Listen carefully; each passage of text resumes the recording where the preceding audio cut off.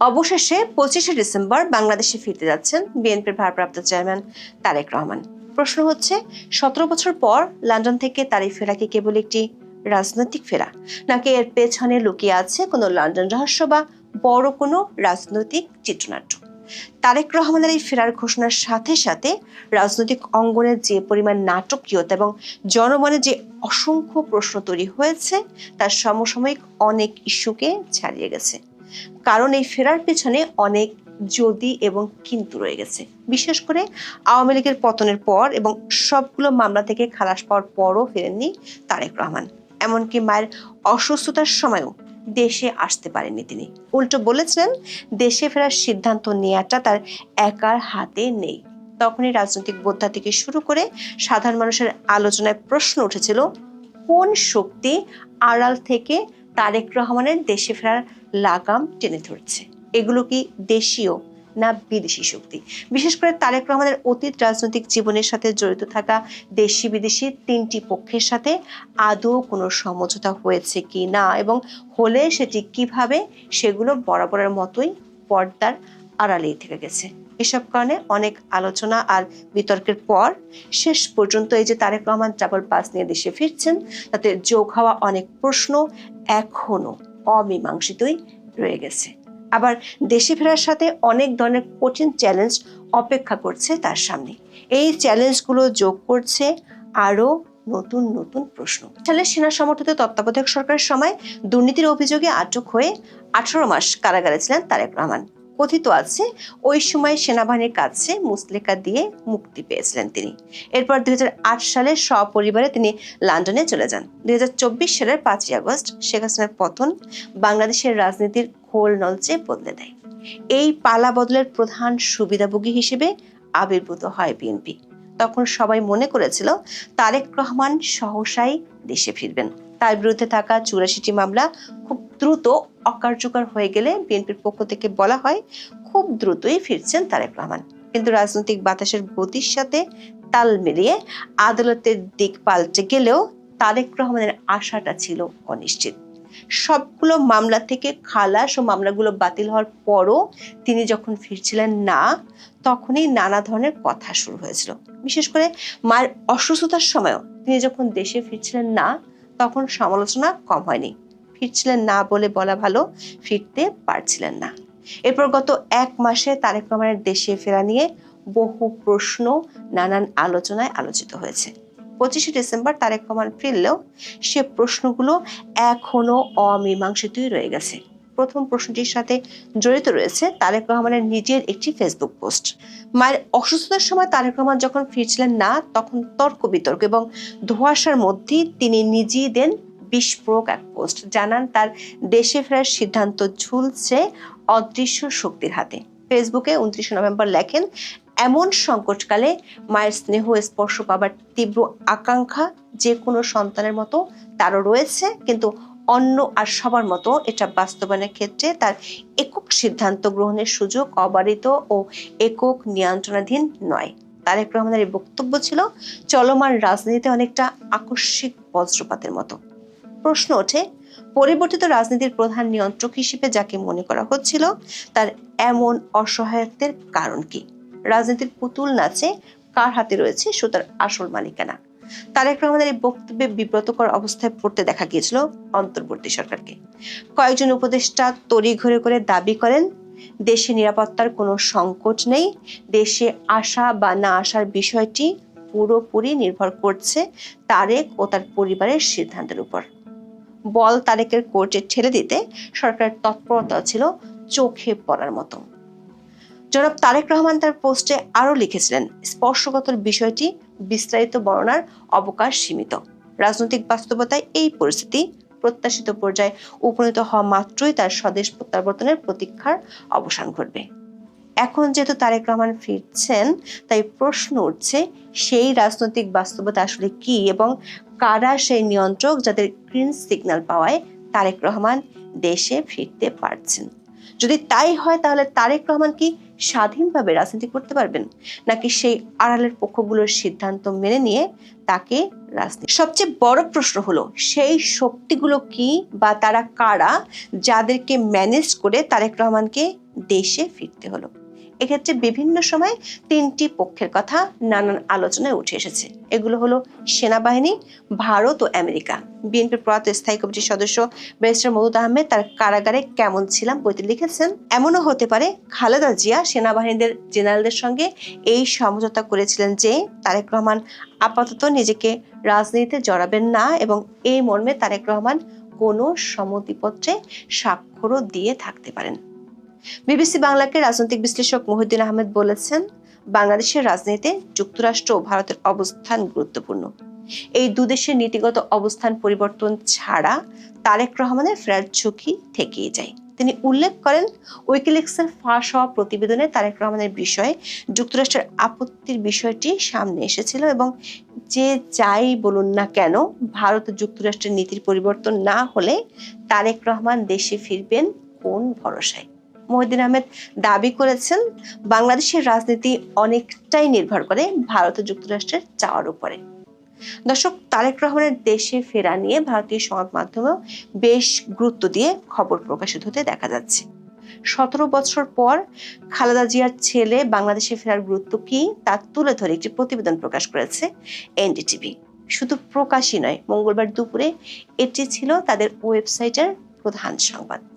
এদিনই ভারতের আরেকটি সংবাদপত্র বিজনেস টুডে একটি প্রতিবেদন প্রকাশ করেছে, যার শিরোনাম হলো তারেক রহমানকে জানুন, বাংলাদেশের রাজনীতির গতিপথ যিনি বদলে দিতে পারেন। ভারতীয় গণমাধ্যমগুলোর খবরে বলা হয়েছে, তারেক রহমানকে নিয়ে ভারতের সরকারি মহলে অস্বস্তি ছিল কূটনৈতিক অঙ্গনে আলোচিত বিষয়।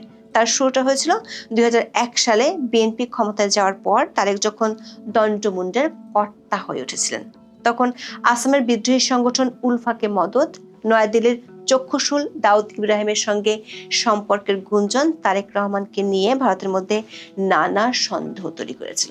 এনডিটিভির প্রতিবেদনের শুরুতেই লেখা হয়েছে, বাংলাদেশ যখন সহিংসতার এক গভীর অন্ধকারে তলিয়ে যাচ্ছে এবং উগ্র ইসলামপন্থী গোষ্ঠীগুলোর দাপট বাড়ছে, তখন আগামী ফেব্রুয়ারিতে অনুষ্ঠেয় নির্বাচনের আগে অন্যতম বড় রাজনৈতিক ঘটনা হিসেবে সামনে এসেছে বর্তমান বাংলাদেশের রাজনীতির অন্যতম গুরুত্বপূর্ণ ব্যক্তির প্রত্যাবর্তন। ভারতীয় গণমাধ্যমগুলো বলছে, তারেক রহমান নয়াদিল্লির কাছে শ্রেয়তর হতে পারেন, কারণ তিনি দিল্লি পিন্ডি উভয়ের কাছ থেকে সমান দূরত্ব রাখার কথা বলছেন। সাম্প্রতিক ভারত বিরোধিতার বানের মধ্যেও বিএনপির সংযমী আচরণ নিয়ে চলছে নানান আলোচনা। বিশেষ করে গত কয়েকদিনে ভারত বিরোধী প্রকাশ্য কর্মসূচির কোনোটিতে দলটির অংশগ্রহণ চোখে পড়েনি। এমনকি বিভিন্নভাবে এ ধরনের আগ্রাসী কর্মসূচির সমালোচনাও শোনা যাচ্ছে বিএনপি নেতাদের কণ্ঠে। বিস্ময়করভাবে সাবেক স্বরাষ্ট্র প্রতিমন্ত্রী লুৎফুজ্জামান বাবরও ভারতের বিরুদ্ধে কূটনৈতিক শিষ্টাচার বহির্ভূত কর্মকাণ্ডের বিরোধিতায় সরব হয়েছেন। ভারতীয় দূতাবাস ঘেরার সমালোচনা করে 18 ডিসেম্বর ফেসবুকে তিনি লেখেন, কিছু তরুণ দেশপ্রেমের আবেগে ও ভূ রাজনীতি ও কূটনৈতিক শিষ্টাচার সম্পর্কে সীমিত ধারণা থেকে তার নাম ব্যবহার করে অনাকাঙ্ক্ষিত কর্মসূচিতে জড়িয়েছেন। এটি দুঃখজনক। দেশপ্রেম প্রশংসনীয়, তবে তা যেন রাজনৈতিক ও কূটনৈতিক শিষ্টাচার লঙ্ঘন না করে। সংবেদনশীল জাতীয় পরিস্থিতিতে সবাইকে শান্ত, সংযত ও দায়িত্বশীল থাকার আহ্বান জানান তিনি। সংশ্লিষ্ট সূত্রগুলো বলছে, মার্কিন যুক্তরাষ্ট্র তারেক রহমানের ব্যাপারে তাদের রিপোর্ট কার্ড নতুন করে লিখছে। দর্শক, তারেক রহমানের দেশে ফেরার মধ্যে আরো প্রশ্ন আছে যেগুলোর উত্তর এখনো পাওয়া যায়নি। বিবিসি বাংলার খবরে বলা হয়েছে, তারেক রহমান এতদিন কোন স্ট্যাটাসে লন্ডনে ছিলেন সে প্রশ্ন অমীমাংসিতই থেকে গেছে। আর তিনি যে এতদিন লন্ডনে বসবাস করেছেন সেখানে তার আয় ব্যয়ের উৎস কি ছিল? বিবিসি বাংলা বলছে, এর কোনো সঠিক উত্তর এখনো নেই। আরেকটি প্রশ্ন হলো, তারেক রহমান দেশে ফিরছেন ট্রাভেল পাস নিয়ে। বিএনপির পক্ষ থেকে বলা হচ্ছে, তিনি অ্যাসাইলাম স্ট্যাটাসে যুক্তরাজ্যে ছিলেন, তার কোনো বিদেশি পাসপোর্ট নেই। যদি বিদেশি পাসপোর্ট না থাকে তাহলে ট্রাভেল পাস না নিয়ে তিনি তো বাংলাদেশি পাসপোর্ট নিতে পারতেন, সেটি তিনি নিলেন না কেন? আবার ট্রাভেল পাস নিয়ে দেশে ফেরার পর তার কি লন্ডনে ফেরার সুযোগ থাকবে? বিএনপি নেতা সালাউদ্দিন আহমেদ বিবিসি বাংলাকে বলেছেন, পলিটিক্যাল অ্যাসাইলামকে নাগরিকত্ব বা অন্য কোনো দৃষ্টিকোণ থেকে দেখা উচিত নয়। যেদিন তারেক রহমান বাংলাদেশে ট্রাভেল পাস নিয়েছেন সেদিন পলিটিক্যাল অ্যাসাইলাম শেষ হয়ে গেছে। এসব অমীমাংসিত প্রশ্নের মধ্যে দেশে ফিরছেন তারেক রহমান, তাতে দেখা দিতে পারে নতুন চ্যালেঞ্জও। দীর্ঘদিন পর দেশে ফিরে খাপ খাওয়ানোর প্রশ্ন আছে, বিশেষ করে তার নিরাপত্তার সংখ্যাটি অনেকবারই সামনে এসেছে। যদিও অন্তর্বর্তী সরকার পক্ষ থেকে বলা হচ্ছে তারেক রহমানের নিরাপত্তার কোনো শঙ্কা নেই এবং সরকার তার সর্বোচ্চ নিরাপত্তা নিশ্চিত করবে। কিন্তু ঘর পোড়া গরু যেমন সিঁদুরে মেঘ দেখলে ভয় পায়, তেমনি বাংলাদেশের দুই প্রধান রাজনৈতিক দলের দুই পরিবারের সদস্যদের নিরাপত্তার বিষয়টি অতীতে বহুবারই শঙ্কার মুখে পড়তে দেখা গেছে। সরকার যদি সর্বোচ্চ নিরাপত্তার ব্যবস্থা করে তাহলে যে নির্বাচনকে সামনে রেখে তারেক রহমান দেশে ফিরছেন সে নির্বাচনে জনসংযোগ কি তিনি অবাধে করতে পারবেন? সাথে আছে 2001 থেকে 2007 সাল পর্যন্ত তারেক রহমানের বিরুদ্ধে যেসব অভিযোগ ছিল সেগুলোর সুস্পষ্ট জবাব দিয়ে আস্থা ফেরানোর সংকট।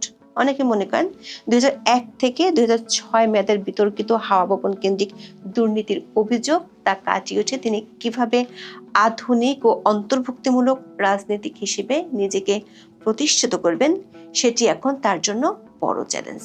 আছে দলের শৃঙ্খলা বজায় রাখা, জামাতকে সামলানো এবং ভারতের সাথে সেই দিল্লি নয় পিন্ডি নয় বাংলাদেশ ফার্স্ট পররাষ্ট্রনীতি বাস্তবায়ন করার চ্যালেঞ্জ।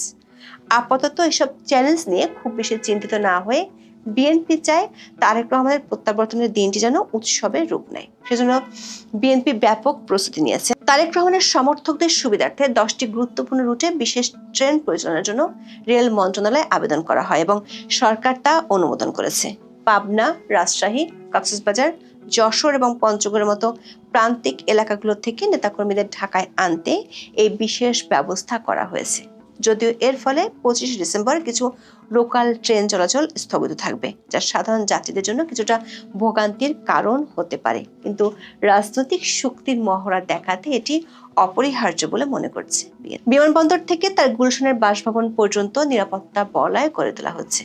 একদিকে থাকবে রাষ্ট্রীয় পুলিশ ও গোয়েন্দা বাহিনীর নজরদারি, অন্যদিকে থাকবে বিএনপির নিজস্ব চেয়ারপারসন সিকিউরিটি ফোর্স বা সিএসএফ। বিমানবন্দরে সাধারণ যাত্রীদের প্রবেশাধিকার সীমিত করা হয়েছে। বিশ্লেষকরা মনে করেন 25 ডিসেম্বর দেশে ফেরার পর থেকে নতুন পুরাতন সবগুলো চ্যালেঞ্জ একসাথেই হয়তো মোকাবেলা করতে হতে পারে তারেক রহমানকে। তারেক রহমানের ফেরাটা অনেকটা সেই মেঘ দেখে কেউ করিস নে ভয়, আড়ালে তার সূর্য হাসে কবিতার মতো। সূর্য হাসবে নাকি মেঘ আরো ঘনীভূত হবে সেটা সময় বলবে। বিএনপির ভারপ্রাপ্ত চেয়ারম্যান জনাব তারেক রহমান 25 তারিখ অর্থাৎ ডিসেম্বর মাসের 25 তারিখ 2025 সন বাংলাদেশে তার সুদীর্ঘ প্রবাস জীবন বা নির্বাসনের জীবন সমাপ্তি ঘটিয়ে লন্ডন থেকে তার স্বদেশে ফিরবেন। এটিকে বলা হচ্ছে বিএনপির পক্ষ থেকে জনাব তারেক রহমান সাহেবের স্বদেশ প্রত্যাবর্তন। এই স্বদেশ প্রত্যাবর্তনটিকে ল্যান্ডমার্ক করার জন্য বিএনপি সর্বোচ্চ প্রস্তুতি নিচ্ছে।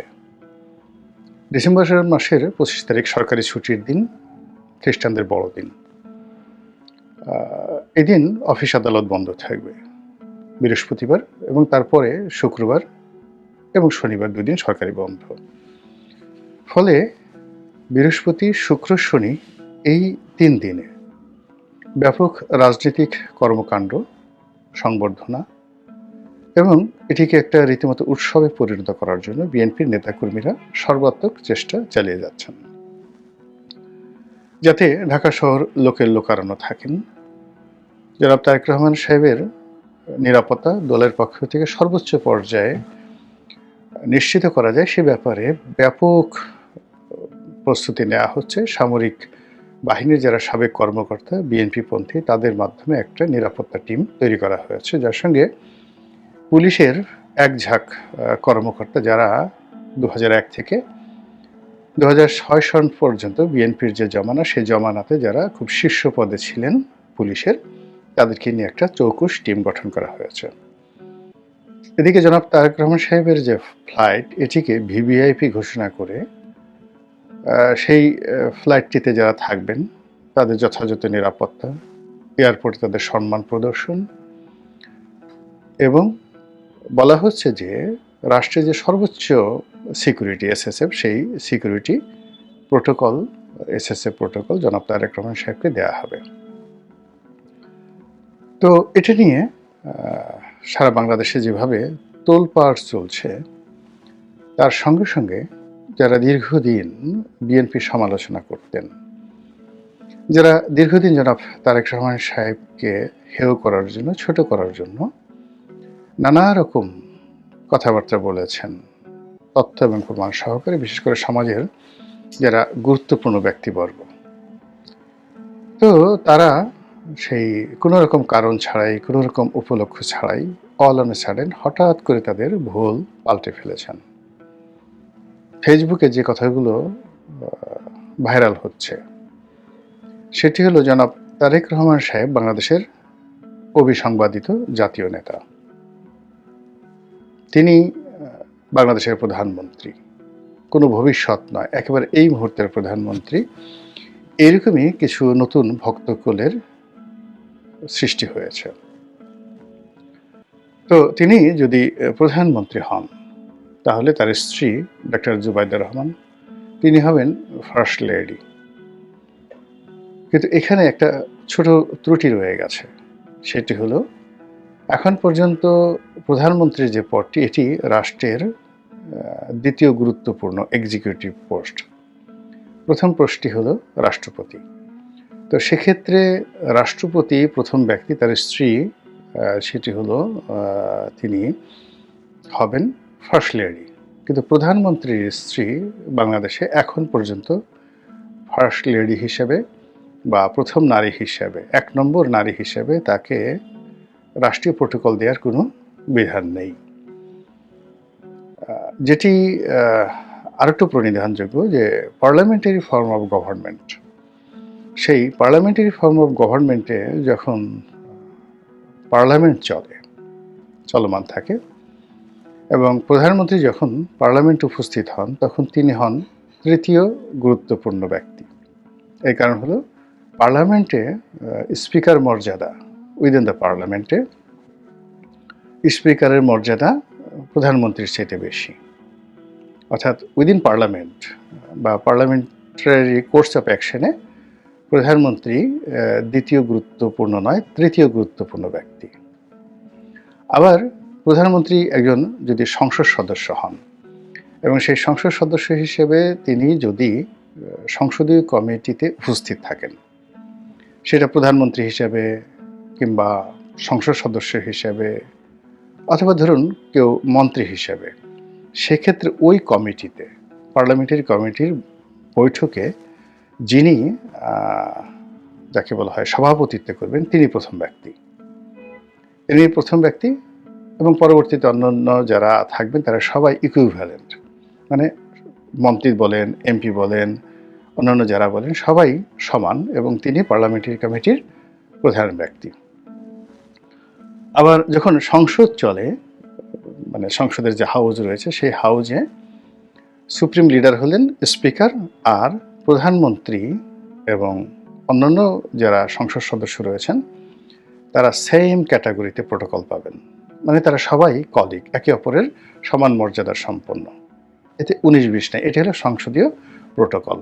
কিন্তু যদি সেই কোনো সংসদীয় রীতিনীতির মধ্যে সংসদের বাইরে চলে আসেন, হাউজের বাইরে চলে আসেন, সেখানে প্রধানমন্ত্রী সেই দ্বিতীয় গুরুত্বপূর্ণ আর স্পিকার তৃতীয় গুরুত্বপূর্ণ পার্লামেন্টারি সিস্টেমের মধ্যে। আর সরকারের যে এক্সিকিউটিভ বিভাগ রয়েছে, সেই এক্সিকিউটিভ বিভাগে তিনি রাষ্ট্রপতির পরে দ্বিতীয় গুরুত্বপূর্ণ ব্যক্তি, এরপর হলো প্রধান বিচারপতি।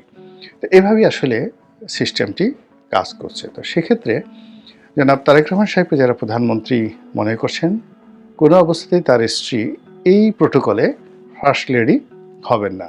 ফার্স্ট লেডি হতে হলে তারেক রহমান সাহেবকে রাষ্ট্রপতি বানাতে হবে, অথবা সরকার ব্যবস্থাকে, যাকে বলা হয় পার্লামেন্টারি ফর্ম অফ গভর্নমেন্ট থেকে এটাকে নিয়ে যেতে হবে প্রেসিডেন্সিয়াল ফর্ম অফ গভর্নমেন্টে। তো এই ছোট্ট একটা ভুল অনেকের হয়ে যাচ্ছে, এটা আবেগের কারণে হয়ে যাচ্ছে। কিন্তু একটা বিষয় না বললেই নয়, সেটি হলো জনাব তারেক রহমান সাহেব এবং বিএনপিকে কেন্দ্র করে যে তেলবাজি চলছে এবং যে ধরনের প্রশংসা অপ্ত বাক্য করা হচ্ছে, আলটিমেটলি এটা বিএনপির জন্য ভয়ানক। এর কারণ হলো প্রশংসা এমন একটা জিনিস, এটি শুনতে ভীষণ রকম ভালো লাগে, অসাধারণ ভালো লাগে। আর আপনি যদি খুব বেশি মাত্রায় কারো প্রশংসা করেন, তো তার মধ্যে এক ধরনের জিহান তৈরি হয়ে যায়, এক ধরনের ইনসানিয়াত তৈরি হয়ে যায়, এবং সেই জিহান এবং ইনসানিয়াতের কারণে সেই লোক তার সমালোচনা কোনো অবস্থাতেই সহ্য করতে পারে না, গ্রহণ করতে পারে না।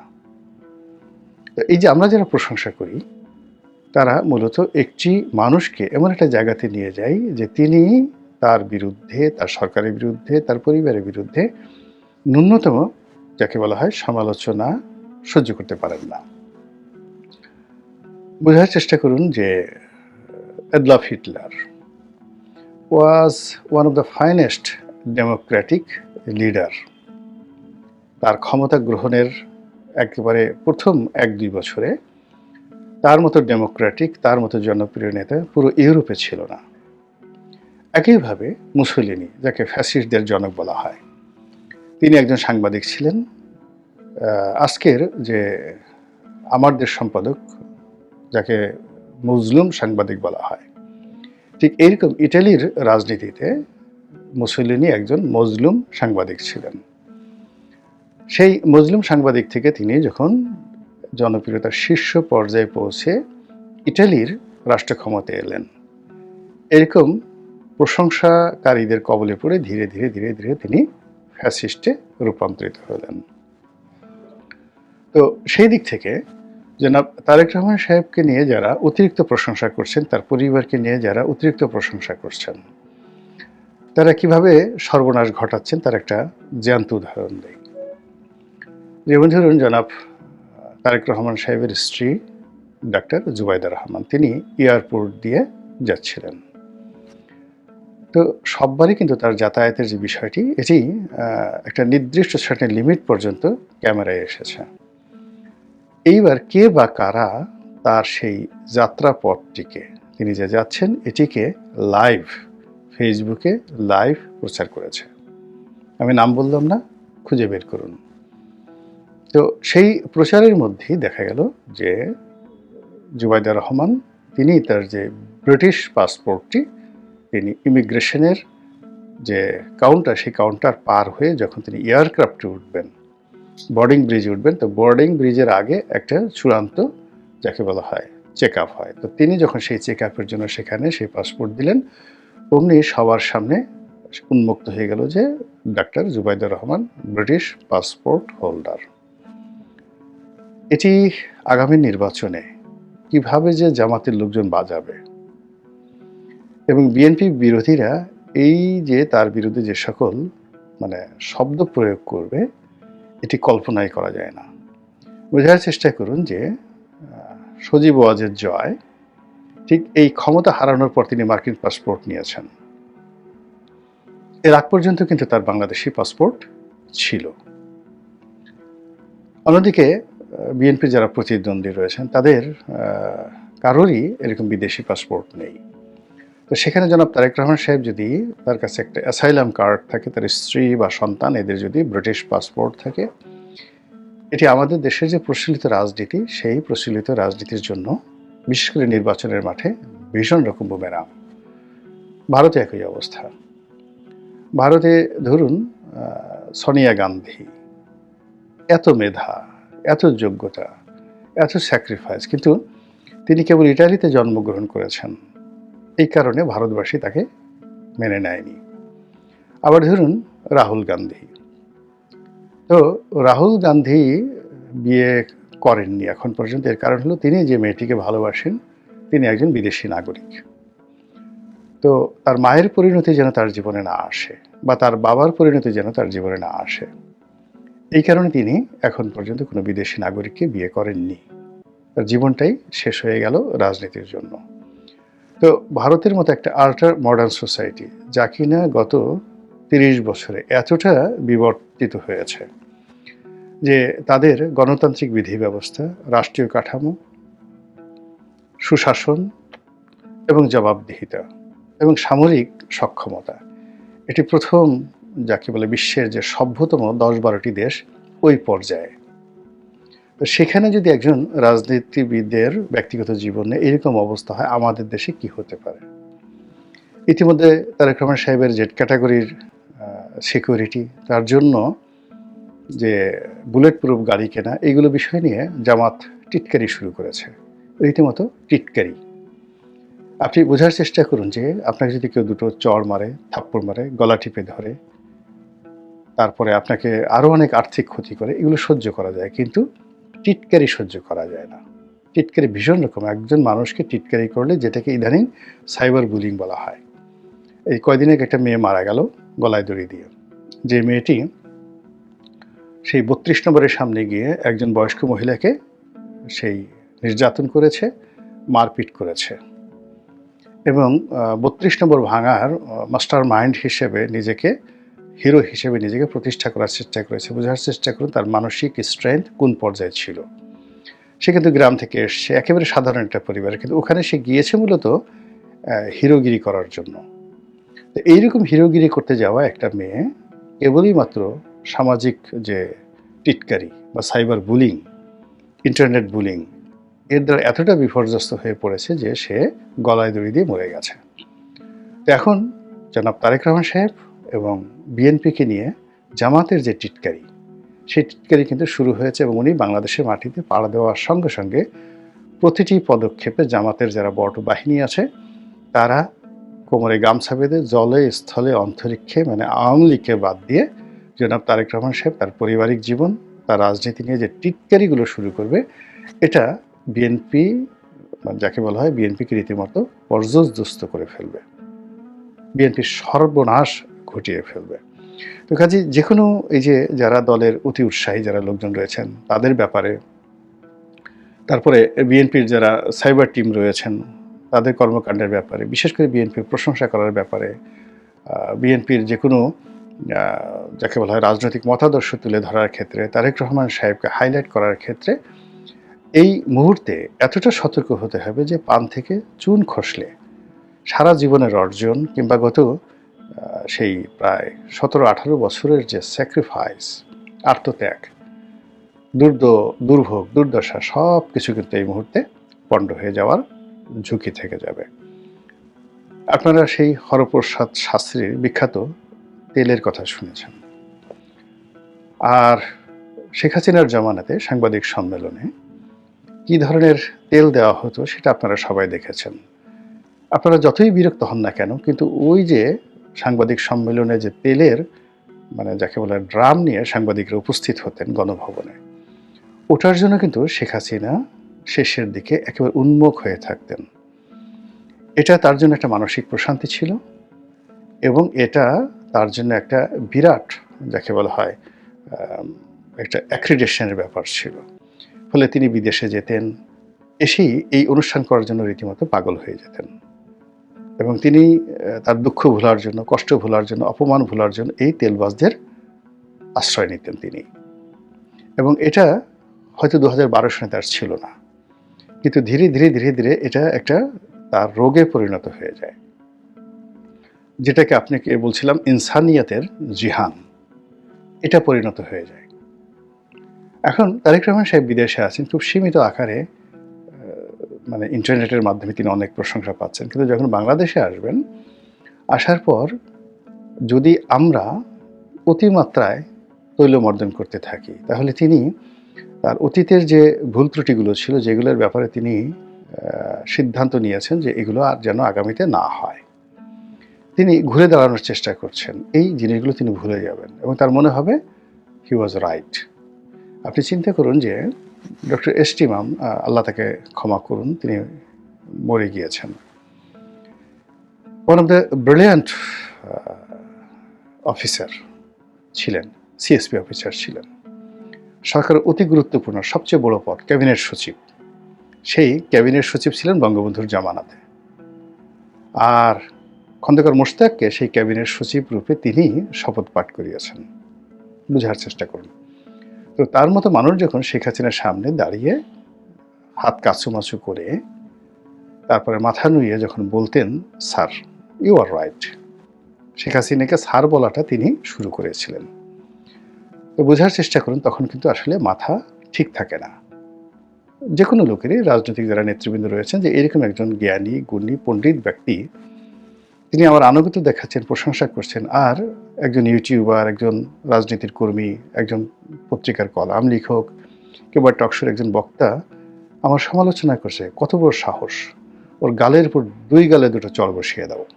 এটা স্বাভাবিক ব্যাপার।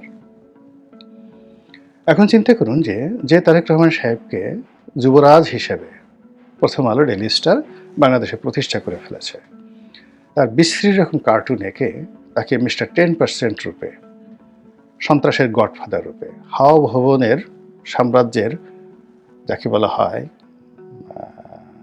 অঘোষিত সম্রাট রূপে এই প্রথম আলো, ডেইলি স্টার তাদেরকে যেভাবে তারেক রহমান সাহেবের চিত্র অঙ্কন করে ফেলেছে, সেই প্রথম আলো, ডেইলি স্টার যখন তারেক রহমান সাহেবের স্বদেশ প্রত্যাবর্তন হয়নি তার আগে একটা প্রস্তুতি সভা সেখানে উপস্থিত হয়, এবং উপস্থিত হয়ে যে কথাগুলো বলে খুব ইন্টেলেকচুয়ালি বোঝার চেষ্টা করুন যে আপনারা ক্ষমতায় আসবেন, ফার্স্ট ক্ষমতায় আসবেন, সেকেন্ড হলো তারেক রহমান সাহেব প্রধানমন্ত্রী হবেন এবং তার সরকারে যেন আমরা সমালোচনা করতে পারি সেই বিষয়টা দয়া করে আপনারা দেখবেন।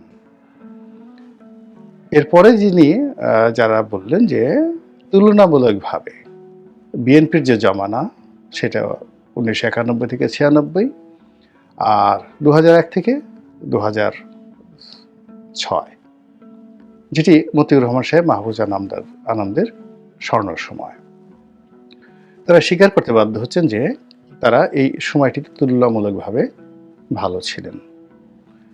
এই যে বক্তব্য তাদের মুখ থেকে, এখন সেটা তারা ইন্টেলেকচুয়ালি করাপশন করেছেন কিনা এটা আল্লাহ জানেন আর তারা জানেন।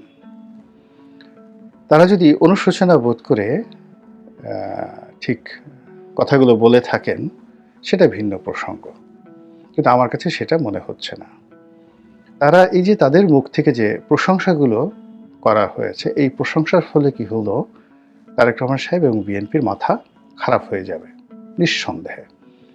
এবং এখানে তাদের আর একজন মুখপাত্র আছেন, সমকালের সম্পাদক জনাব একে আজাদ সাহেব। মূলত তিনি সম্পাদক মানে মালিক পরিষদ, নোয়াব, তারপর সংবাদপত্র পরিষদ যেটা, সেটার কর্তা ব্যক্তি।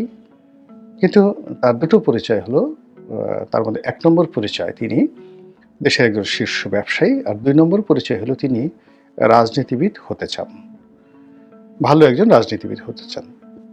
সেই রাজনীতিবিদ হওয়ার জন্য পত্র পত্রিকাটিকে তিনি বা তার যে মিডিয়া হাউসকে তিনি এখানে একটা অক্সিলারি ফোর্স, সাহায্যকারী একটা শক্তি হিসেবে ব্যবহার করতে চাচ্ছেন।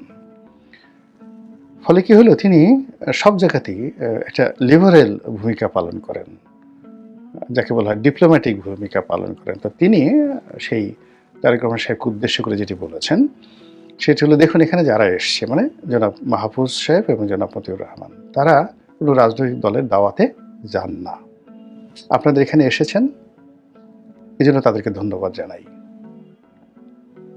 আবার জনাব মতিউর রহমান সাহেব তিনি এবার বলেছেন যে তিনি একাধিকবার জনাব তারেক রহমান সাহেবের সাথে বৈঠক করেছেন, তিনি যখন ক্ষমতায় ছিলেন, বেগম জিয়ার সঙ্গে বৈঠক করেছেন। এই বিষয়গুলো দিয়ে মানে আপনি বোঝার চেষ্টা করুন যে একেবারে উচ্চ মার্গের ঘি মর্দন থেকে শুরু করে এই যে ইন্টারনেটে যারা সাধারণ তাদের যে তৈলমর্দন, এটি তারেক রহমান সাহেব বাংলাদেশে পা দেওয়ার আগেই এই ঘটনাগুলো যেভাবে ঘটছে, স্বয়ং আল্লাহ যদি তারেক রহমান সাহেবকে এবং বিএনপিকে হিকমত দান না করেন, তাহলে এই তেল থেকে মানে কামানের গোলা থেকে রক্ষা পাওয়া যায়, যে কোনো আক্রমণ থেকে, আততায়ীর আক্রমণ থেকে রক্ষা পাওয়া সম্ভব। কিন্তু তেলের যে যন্ত্রণা, তেলের যে তেলবাজি, এর থেকে রক্ষা পাওয়া যায় না।